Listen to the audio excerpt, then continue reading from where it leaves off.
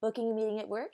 Here are 5 main things to keep in mind while gathering people on the clock, including event description, who's invited or the meeting attendees, the timing of the meeting etiquette, and meeting wrap up.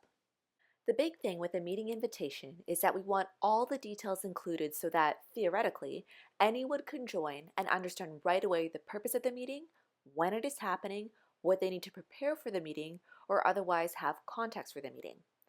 Also, especially if you have a hybrid crew or a crew in different time zones, take the time to reiterate in writing the date, time, and location of the meeting, whether it be a meeting for your in-studio crew or if you're using Zoom, Google Meet, Teams, etc. Sometimes in production, you'll hear us lament sarcastically about how expensive a given meeting is. Think about it next time you're in a multi-departmental meeting.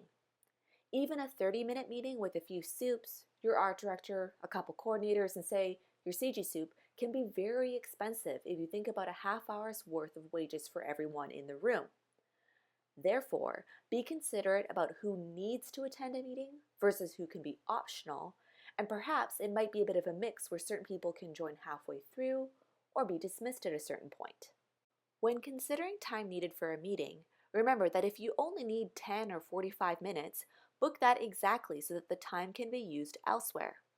Also be conscientious of booking meetings the first or last hour of every business day. Meetings booked during these times should be especially organized as we want to start the day off right.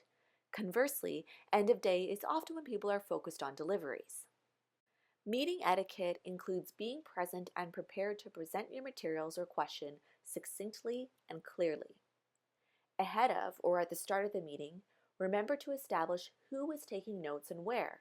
Are they going into a document, a Google Doc, an email, Flow, and so on. I suggest also that if you're planning on screen sharing, ensure that your chat notifications are set to whatever status will prevent messages from popping up on your screen while you screen share.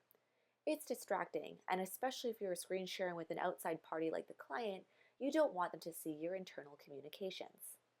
Once the meeting is over, ensure that the next steps or action items are clear, whether via recap or in a summary of notes or the relevant group chat.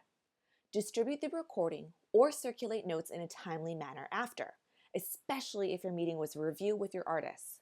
For example, if you were doing dailies, you should publish notes as soon as possible after dailies wraps so that your artist can address the notes in the most efficient way. If the meeting was a carryover from a conversation happening in an email, ensure your answer to that email closes the loop on that topic.